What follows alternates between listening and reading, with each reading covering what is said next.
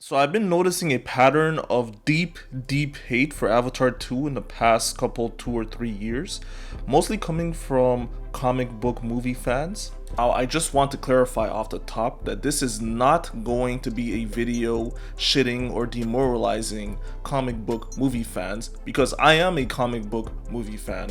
But I do find that there is a blind hatred to Avatar 2 and also people underestimating James Cameron and the potential that this movie has to break records. And I just wanted to shed some light on why Avatar 2 is going to break records this December. Now, here's 5 reasons why Avatar 2 is going to break records this December. Number 1, and this reason alone should shut up the haters.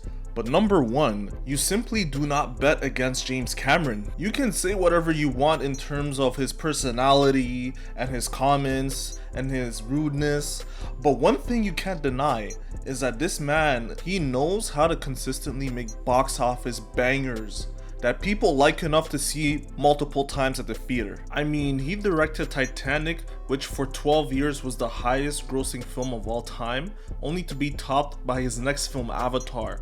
And I can guarantee you, nobody thought Titanic or Avatar would become the highest grossing film of all time before these movies came out. And if you are saying that it was obvious that those were going to become box office hits, then you simply do not know what you're talking about. I remember before Avatar came out, the discussion around it was not very enthusiastic. Common opinion at the time was that this movie has spent too much money on its budget and that it would blow in Cameron's face once it gets released. People always love to doubt Cameron before one of his movies comes out. You could go back and look at the articles yourself. Look at the articles pre-Avatar release, and everyone thought this was going to be a massive bomb. Same thing happened with Titanic. Same thing happened with Terminator 1. Even his sequels, Terminator 2 and Aliens. There are records of film pundits and critics saying, how is he gonna top the original? And somehow, some way, Cameron always finds a way. The number 2 reason why Avatar is going to break records. There is absolutely no competition the week it comes out in December 2022. I mean, look at the schedule, man. The only other real big movie coming out besides Avatar 2 at that time is Knives Out, and that's going straight to Netflix. So there goes any box office challenge it would pose to Avatar 2. I hear a lot of Marvel fans really trying to stretch out here trying to say that Puss in Boots is going to pose a challenge to Avatar 2. Like, come on, man. The facts of the matter are that Avatar 2 is most likely going to dominate the box office during the holiday season, possibly up until January when Kraven the Hunter comes out. And even then, knowing how well Sony's failed universe has gone so far, I would not be the least bit surprised if Avatar holds on to that number 1 spot till Ant-Man comes out in February. Number 3 reason why Avatar is going to break records this winter, the movie will easily surpass its 2009 predecessor. A lot of the Avatar haters will say things like, Avatar wasn't even a good movie, bro, it just rode the hype off its 3D and that's it. And you know what? That's a totally fair opinion to have. All movies are subjective, and if Avatar did not work for you for whatever reason, that's totally cool. But you can't then say that this movie was not good and everyone hated it, therefore nobody's excited for Avatar 2 and it's going to bomb. And that is the argument I'm going to try to debunk right now. I feel like a lot of comic book movie fans are really deep in their own bubble, and they really mostly talk about movies with people who are also deeply involved in comic book movie circles. And hey, there's nothing against that. I am one of you. I am a Marvel shill. But when it comes to assessing the box office potential of non-comic book related movies, you have to step out of that bubble. There's a reason why Avatar is still the highest grossing movie of all time, 12 years on. And no, I don't accept the argument that it's just because of the re-release, because they re-released Endgame as well, and they re-released Lion King, and they re-released Titanic, and they re-released a bunch of billion-dollar club movies. You have to be consistent when talking about these things. You can't say that Endgame's re-release box office counts towards its overall box office, and Avatar's re-releases do not count towards its overall box office, and if you include Endgame's re-release versus Avatar's non-re-release, then Endgame technically is the highest grossing film of all time. Like, there's a lot of butthurt Marvel fans that will twist themselves in a pickle and stretch as far as the eye can see to make the argument that Endgame's the highest grossing film of all time, when it just is not. Avatar may not have been appealing to the hardcore comic book movie fan demographic, but it certainly was and continues to be very, very appealing to your normie average moviegoer. Guarantee you right now, go ask a family member or a friend. Go ask someone who is not a hardcore Marvel or DC fan. Go ask someone that they may enjoy the MCU and they may enjoy the DC movies, but they're not following it to a T. Go ask someone that's a normie moviegoer. If Avatar 2 and Avengers Secret Wars came out today and they had a free movie ticket, ask them if they would rather watch Avatar 2 or Avengers first. I guarantee you 9 times out of 10 they will say they will rather watch Avatar 2. And listen, I would disagree with them. I would go see Secret Wars in a heartbeat because I am an MCU shill.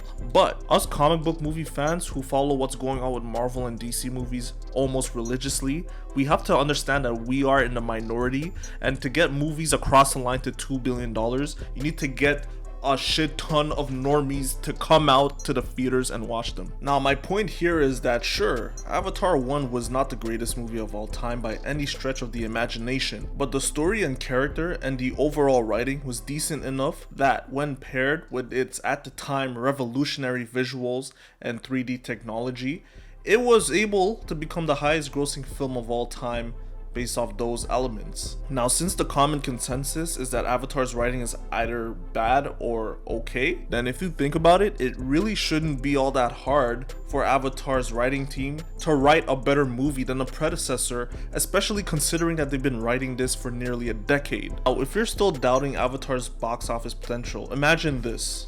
Imagine a brand new Avatar movie after 12 years of waiting, where the visuals of the movie are like nothing that's ever been done before, and the 3D is done even better than it was in the original movie. Now think of this scenario, but this time with a script that's genuinely amazing, and that there is a recipe for at least a $2 billion movie. Now, my fourth reason why Avatar 2 will be a massive hit, it's not part of a cinematic universe yet. There's only been one Avatar property, and that was the original movie. And that fact will work in favor of Avatar 2's box office success. Think about it.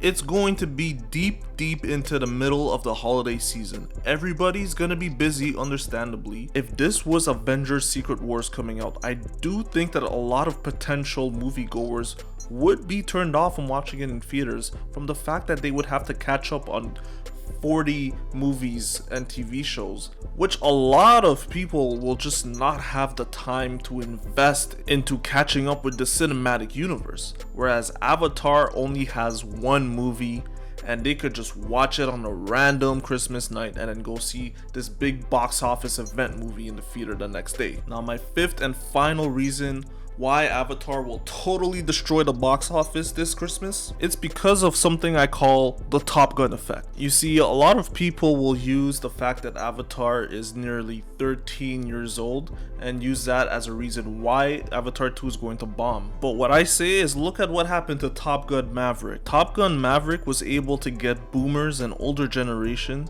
that haven't gone to the theater since the pandemic started to come back in droves because of 80s nostalgia and the not so subtle, unapologetic American patriotism. Now, Avatar will have something similar like this happen, but to a lesser degree than Top Gun Maverick. What puts Avatar 2 in a similar position is that when the first Avatar came out, it appealed to a lot of people with environmentalist politics, and in particular to many young people at the time. But similar to Top Gun Maverick, the first Avatar movie was able to have all these messages but still give us an entertaining, fun movie that you could bring your family to, and that's on top of revolutionizing 3D filmmaking in the process. Now, I remember back in the day, a lot of people were taking their kids and their whole families to go experience Avatar in the theater, because at the time it was seen as an experience, something that could not be recreated on TV, no matter how high quality it was. Now, just think about this. A lot of people that went with their families to watch Avatar in 3D originally, they went in not expecting much, and a lot of them were really young kids or teenagers, and they probably had the time of their lives watching the movie in 3D. Now, 13 years later, A lot of these people that were teenagers and kids, some of them even have kids of their own. You don't think they will be bringing their family to watch this movie on Christmas and have that same magical experience that they had when they were a kid? The Top Gun effect is exactly what happened to movies like Star Wars, The Force Awakens, and Jurassic World. A lot of people that grew up with these franchises, when the new one came out, they would bring their own family and make that movie box office hit. Now, I bet you when Avatar 2 comes out and the word of mouth spreads about how it's better than the original, a lot of people that would have seen Avatar when they were little kids or teenagers will say, maybe I should go check this out in theaters because on TV it just will not be the same. And with that, those are my 5 reasons why Avatar is going to break records this year. Now, if you've made it this far in this video, I really want to thank you guys for listening to me ramble about a 13-year-old movie. And again, I just want to emphasize that this is absolutely not an attack on the comic book movie fan base. The vast majority of people in the comic book movie sphere are good people who just have fun discussing these movies, and I am not attacking them in the least. But for sure, if you have any disagreements or any points of contention with anything that I've said, please leave that in the comment section. Also, don't forget to subscribe and click on the bell button to get the latest updates whenever I upload a new video. And with that, stay tuned for my next video, which will be a review for an unspecified movie.